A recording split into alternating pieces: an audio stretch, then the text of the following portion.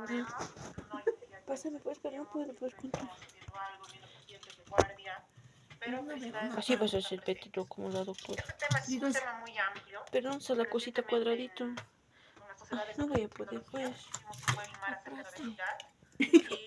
mija, tú también has ido. Viernes y era de 2 horas y media a 3 horas. Entonces, les trato de resumir lo más posible. Es un tema muy amplio, abarca muchas patologías asociadas, tratamientos, cirugía bariátrica, pero vamos a tratar de hablar de lo más importante y lo que quiero que pongan en práctica en consultorio.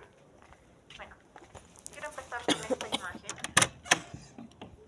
para que puedan entender que la obesidad es influenciada por fuerzas que van más allá del control personal, surgiendo de una combinación de factores biológicos, genéticos y ambientales. Es bien importante entender esto. ¿Por qué? Porque en muchas ocasiones ven a una persona obesa y piensan que es fácil que pierda peso. O le echan la culpa, ¿no? Tienes obesidad porque estás comiendo menos, estás comiendo mucho. Y no es la solución, come menos y muévete más. No es, o sea, no es tan simple la obesidad. Si fuera tan simple de comer menos, todos los pacientes que irían a cirugía bariátrica, debido al tipo de procedimiento, no recuperarían peso. Pero quiero decirles que incluso todos los pacientes que van a cirugía bariátrica posteriormente recuperan peso. Entonces no es algo tan sencillo como comer menos y moverse más. No, está influenciada por muchos factores que hay que tener en cuenta cuando estamos frente a un paciente con sobrepeso u obesidad. Esta tabla me gusta porque muestra las dos caras del estado nutricional, tanto de desnutrición como de obesidad. Podemos ver cómo ha habido los cambios desde el año 1990 al año 2022 con lo que es el estado de malnutrición, que lo podemos ver en color celeste, y el estado de obesidad, que lo podemos ver en rojo. Podemos ver que este es un estudio en todo el mundo prácticamente, la mayoría de los países están incluidos en este estudio. En lo que podemos ver acá, que es lo que nos dice la gráfica, que en el año 1990 había mucha población con desnutrición, marcada en celeste, y si bien había obesidad, no era un número tan grande como lo podemos ver para el año 2022. Como podemos ver, en todos los países ha aumentado la obesidad. Acá en la flecha indica Bolivia, ¿no? Igual podemos ver que ha incrementado la prevalencia de obesidad. Entonces es un problema que tenemos que abarcar. ¿Por qué? Porque lleva a un aumento de riesgo cardiovascular y también a un aumento de riesgo de obesidad. Según la NANES, que es el National Health and Nutrition Examination Survey, que hacen encuestas, del 2017 al 2018, en adultos mayores de 20 años, el 42.4% eran obesos. Y eso ha incrementado desde el año 1976 a 1980 de un 14.5% a un 42.4%. Como podemos ver, se ha triplicado. Y según la Organización Mundial de la Salud, de una encuesta de más de 18 años, el 39% tenía sobrepeso y el 13% eran obesos. Y hemos visto que la tendencia global se ha triplicado desde el año 1975. ¿Y qué datos tenemos de Latinoamérica? Según la Organización Mundial de la Salud, el 60% de la población latinoamericana tiene sobrepeso o obesidad. ¿Y eso qué quiere decir? Que de cada 10 personas, 6 van a tener o sobrepeso y obesidad. La prevalencia en Bolivia es casi igual, 60-63%, según esta literatura. No hay muchos trabajos en La Paz y en Bolivia, pero sí lo he encontrado. La prevalencia en La Paz, un sobrepeso de 37.2%, obesidad 23.6%, un total de 60.8%, que es similar a lo que nos dice la Organización Mundial de la Salud. Y la tasa de sobrepeso y obesidad en Bolivia ha incrementado igualmente. En 1997 era 21.1% y en 2017 42.7%. ¿Por qué ha incrementado esto, el sobrepeso y la obesidad? Si ustedes recuerdan, bueno, aunque ustedes son muy jóvenes, no sé si recuerdan a sus papás, rentaban películas, ¿no? Antes íbamos, igual cuando yo era pequeña iba con mis papás a rentar películas, ¿no? Pero ahora tenemos a la mano un control remoto que no es necesario rentar una película, ya lo podemos ver en Netflix, en Magis TV, Premiere, HBO, ¿no? Entonces, pues no nos movilizamos ya como era antiguamente para ir a buscar un DVD o ya hace muchos años un VHS. Igualmente, antiguamente pues no teníamos la facilidad de aplicaciones para conseguir un Uber, un Yango, pero ahora solo al hacer un clic ya tenemos una movilidad en la puerta de la casa. Y antes ya nos movíamos más para ir a buscar un micro, un mini, y eso ahora ha cambiado. Igualmente, antiguamente la mamá tenía que jalarle de las orejas al niño para que entre a la casa y deje de jugar con los amigos. Pero ahora es todo al contrario, ¿no? Con toda la tecnología que podemos ver, ahora al contrario, ¿no? Las mamás tienen que rogar a los niños para que dejen la tecnología, dejen los videojuegos y puedan ir a hacer algún tipo de actividad física. Entonces, una definición fácil de lo que es la obesidad es el exceso de tejido adiposo. Bueno, ya haciendo una definición más compleja, la obesidad es una enfermedad crónica, prevalente, compleja, progresiva y recidivante. Eso es bien importante, recidivante. Por eso es que muchos pacientes dicen, he bajado de peso y he vuelto a aumentar, ¿no? Es recidivante, caracterizada por una grasa corporal anormal o excesiva, eso se llama adiposidad, que perjudica la salud y lleva esto a múltiples comorbilidades. Diabetes, hipertensión, dislipidemia, todos los temas que hemos estado viendo durante las clases. La Asociación Americana de Endocrinólogos Clínicos ya el 2012 lo catalogó como una enfermedad crónica. Bueno, eso no tenemos que olvidar, es una enfermedad crónica. ¿Y por qué? Porque como cualquier otra enfermedad, tiene signos y síntomas, como es el exceso de tejido adiposo en parte visceral, tiene una fisiopatología compleja, causa de disfunción de uno o más órganos, como puede causar diabetes, síndrome metabólico. Y la obesidad en sí, o sea, solo la palabra obesidad es un índice de masa corporal elevado. Luego se acuñó el término de ABCD. ¿A qué se refiere esto? La enfermedad crónica basada en la adiposidad, que esto incluye la obesidad, o sea, un índice de masa corporal elevado, más comorbilidades asociadas a la obesidad. Y los pacientes que tienen un ABCD tienen que ser seguidos de por vida. Acá tenemos la clasificación según el índice de masa corporal. Es una técnica sencilla que lo podemos hacer todos en consultorio. Quisiera que cada uno esta noche se recuerde el último peso y haga esta ecuación, ¿no? La mayoría sabemos las tallas y veamos en qué grado estamos. La OMS el año 2000 lo clasificaba en bajo peso, normopeso y sobrepeso. Y obesidad de grado 1 a grado 3. Eso es lo que todos manejamos, ¿no? Luego la SEDO, que es la Sociedad de Endocrinología del Estudio para la Obesidad, ya catalogó y dividió la obesidad tipo 1, tipo 2 y la mórbida. Ya lo llamaba esta 3, mórbida, y lo acuñaba de 40 a 49.9 el índice de masa corporal y añadía otro grado más, que es la obesidad extrema, o tipo 4, que es mayor a 50.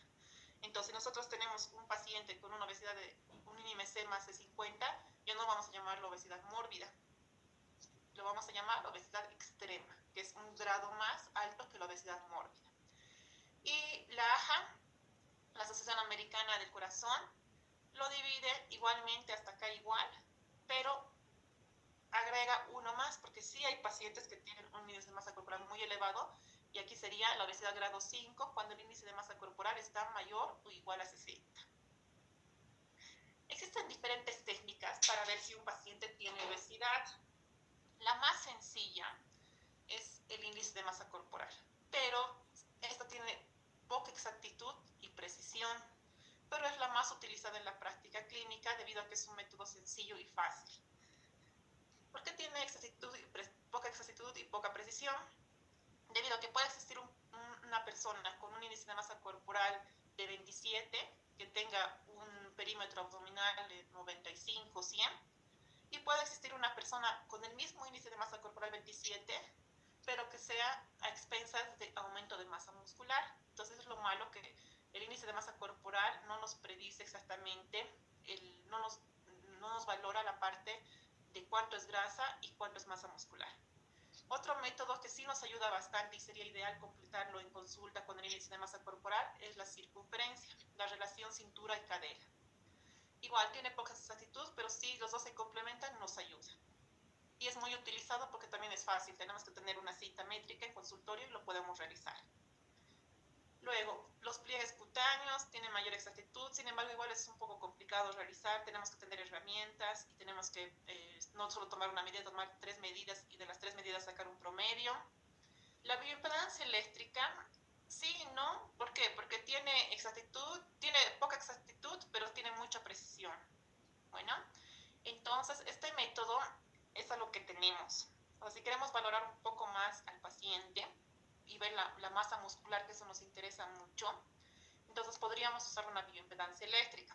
Pero no es muy usado en la práctica clínica, pero sí lo tenemos acá en Bolivia y lo tenemos en La Paz, entonces es una medida que también lo podemos hacer.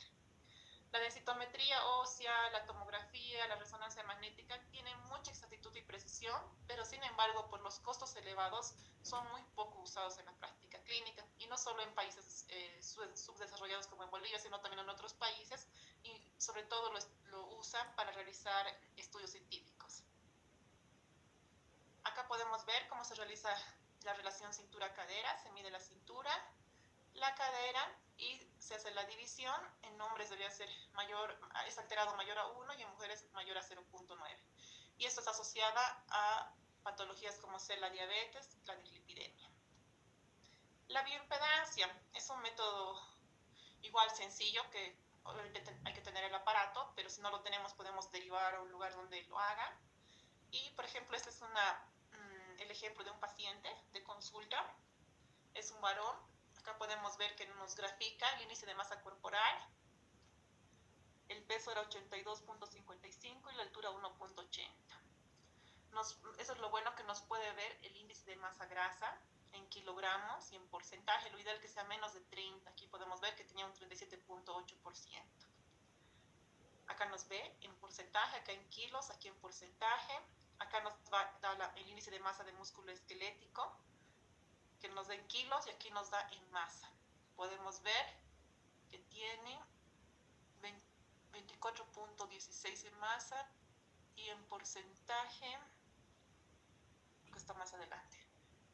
Bueno, entonces este tipo de medidas nos ayuda bastante para ver el porcentaje también de masa muscular. Igual podemos medir la circunferencia de cintura y poner. Y también nos mide la masa muscular tanto en miembros superiores y en miembros inferiores. Cuando hay un paciente, por ejemplo, que por algún motivo ha tenido una fractura en el miembro inferior izquierdo y hay atrofia muscular, nos va a medir esto y va a ver la diferencia en la que vamos a ver menor en la izquierda en relación a la derecha, ¿no? Por poca movilización, y luego igual indicaremos que vaya a fisioterapia para que recupere masa muscular. Entonces, esta es una relación donde nos da si hay poco músculo, si hay mucha grasa. Acá sí hay mucha grasa, pero mucha grasa y mucho músculo. Por ejemplo, acá están los pacientes que son obesos, comen mucho y realizan ejercicio, ¿no? Sí tienen masa muscular, también tienen músculo, pero no son los ideales, ¿no? Y aquí el paciente que tiene poca grasa y mucho músculo, aquí estarán los fisicoculturistas. ¿Dónde se tendría que encontrar nuestro paciente? Acá, por debajo de la línea, bueno, y en este cuadrado. Ahí sería un estado saludable. Y un paciente que tiene mucha grasa y poco músculo, aquí estaría un paciente con obesidad sarcopénica, ¿no? Que eso es bien común en la población. Entonces, lo bueno de este estudio es que nos ayuda a estimar el porcentaje de masa muscular. Igual acá vemos el análisis de bioimpedancia con vectores. Acá vemos si hay porcentaje de agua deficiente, masa de somatocitos decreciente, porcentaje de agua y masa de somatocitos creciente, ¿no? O sea, si hay mucho tejido adiposo, si hay poco tejido adiposo, si hay retención de agua. Y lo ideal es que el paciente esté acá, en el lado, en el redondito verde, ¿no? Y acá nos da un puntaje. O sea, nos da como una medalla de acuerdo a cómo está la composición del paciente. Aquí, por ejemplo, le da 106 puntos y una medalla de plata. Luego, si el paciente lo hacemos el mismo estudio en 3 o 6 meses y mejora la composición corporal, entonces puede darnos una medalla de oro o de platino. Bueno, esto más que todo es para incentivar al paciente para ver cómo se encuentra. Y como podemos ver acá, todo lo divide en colores, ¿no? Verde saludable, rojo en un estado de alerta, ¿no? Ahora, ¿cuáles son las limitaciones del índice de masa corporal?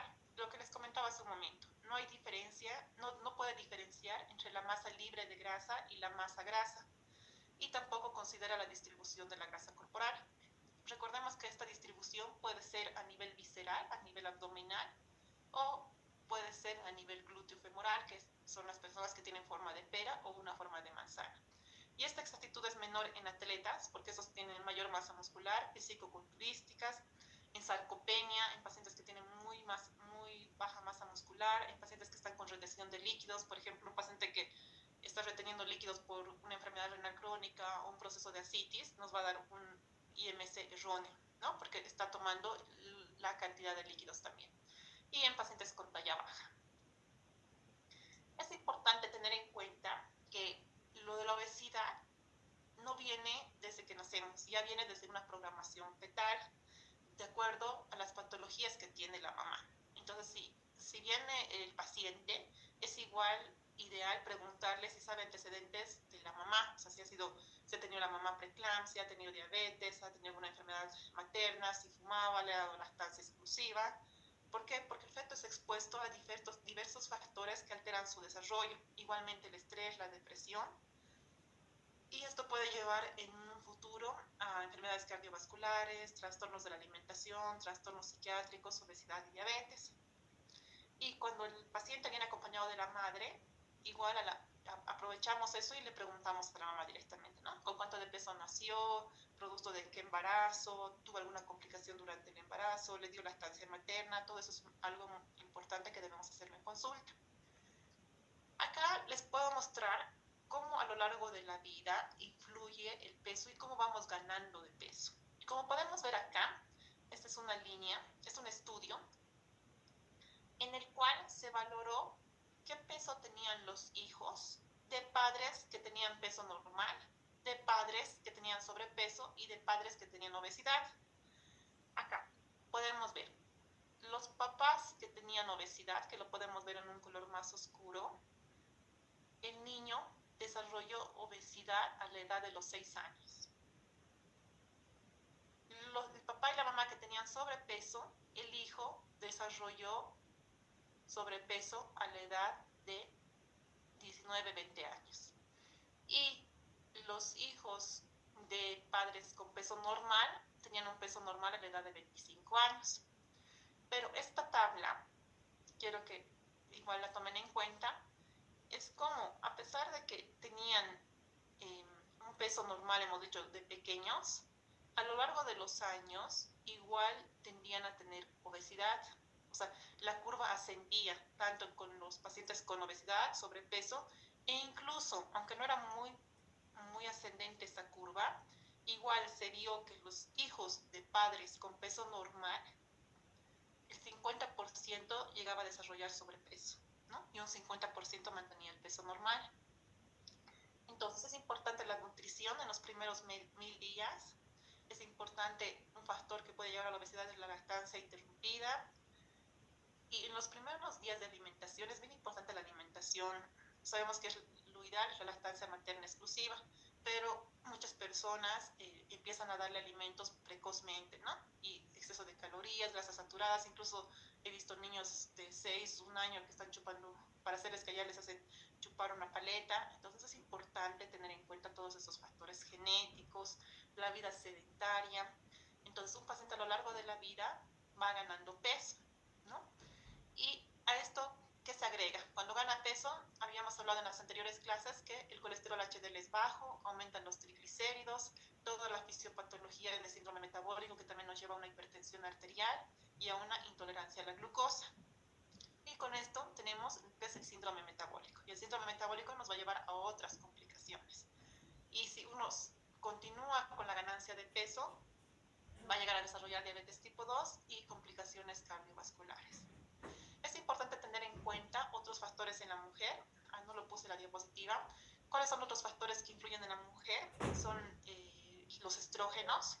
Después de que una persona tiene hijos, tiende a aumentar de peso. Esto es multifactorial por factor hormonal, luego por factor también sueño. O sea, antes tenía, por ejemplo, las que son mamás me van a dar la razón, cuando antes de que nazca el bebé dormían bien, luego cuando nace el bebé se levantan a medianoche y no tienen un sueño adecuado, ¿no? Eso también ayuda a que uno aumente de peso. Luego, en la edad de la menopausia, bajan los estrógenos y es el metabolismo más lento y uno tiende a acumular grasa a nivel visceral. Entonces hay que tener en cuenta también lo que es la mujer, y hay otros factores que también contribuyen a la obesidad. Esta escala de Edmonton es una de las más prácticas, las más utilizadas y las más reconocidas, que se lo conoce como la abreviatura de EOS, escala de la obesidad de Edmonton, en el cual clasifica según estadios. Bueno, en 5 estadios, del 0 al 4. Y acá no solo toma en cuenta lo que es el peso y la talla, también toma en cuenta la parte funcional, la parte médica y la parte mental. Es muy importante, si nosotros tenemos el tiempo en consulta, clasificarlo según esta escala. Por ejemplo, vamos a poner 2 ejemplos. Valora la hipertensión, si es que está en una presión normal, prehipertensión, hipertensión, ya con enfermedad cardiovascular o con falla cardíaca, ¿no? De acuerdo a los estadios. Igual, los estadios de diabetes, si la glicemia es normal, intolerancia a la glucosa o glucosa alterada, intolerancia a la glucosa o glicemia alterada en ayunas, la diabetes tipo 2, o si existen complicaciones. Entonces, de acuerdo a cada una de estas valoraciones, vamos a clasificar en 4 estadios. Por ejemplo, el estadio 0 es pacientes que no tienen factores de riesgo, glicemia normal, lípidos normal, y puede tener síntomas muy leves, bueno, o psicopatología leve. Aquí también valora la parte mental, que es muy importante. Entonces, si es un estadio 2, aquí está el estadio 1, perdón. El estadio 1 es cuando ya la tensión arterial está en borderline, o sea, no está ni normal ni está alterada, puede estar un 130/90, hay síntomas leves como disnea, y aquí decimos, ¿no? Como la presión un poquito alterada, la glicemia está un poco elevada, pero no para decir diabetes, tanto el colesterol como los triglicéridos están un poco elevados. El estadio 2 ya es cuando hay comorbilidades, o sea, acá es como una prediabetes, una prehipertensión, ¿no? El estadio 2 ya es cuando hay diabetes establecida, hipertensión establecida, dislipidemia, SAOS, reflujo gastroesofágico. Aquí también entran los pacientes con síndrome de ovario poliquístico. El paciente puede tener ansiedad. Aquí el paciente, en la parte mecánica, tiene limitaciones moderadas en actividades cotidianas. Por ejemplo, sí, doctora, me duele un poco la rodilla al caminar, ¿no? Y hay moderado compromiso del bienestar. Entonces acá están todos los factores que tomamos, que ya hemos hablado un poquito en los otros temas, y se usan diferentes puntos de corte, que acá lo tenemos.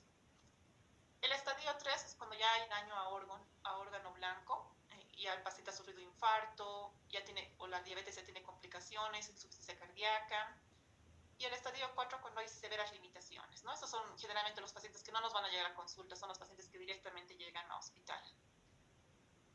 Ya tienen un compromiso severo e incapacitante para realizar sus actividades diarias por ellos mismos. Se ha realizado un estudio para ver qué relación tenía, cómo se usaba en el mundo real esta escala, ¿no? Y qué relación tenía con el índice de masa corporal.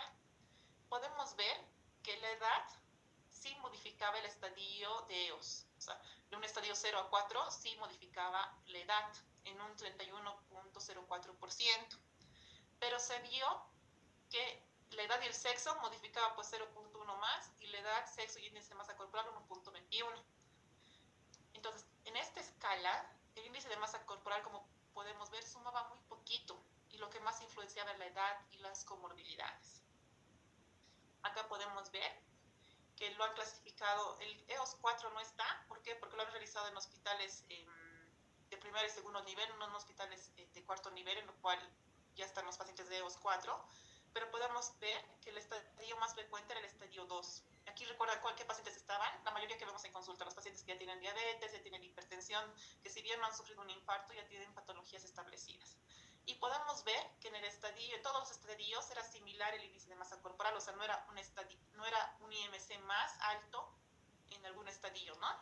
como uno podría esperar. Entonces, esta escala nos sirve bastante para valorar al paciente en conjunto, no solo el peso y la talla. Nos ayuda para ver cómo está mecánicamente, si tiene comorbilidades, psicológicamente, mecánicamente. Entonces, lo ideal es realizar en consulta la clasificación por esta escala.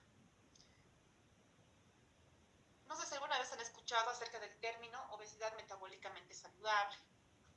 Bueno, ¿a qué se refiere? Que no hay ningún efecto en la expectativa de vida.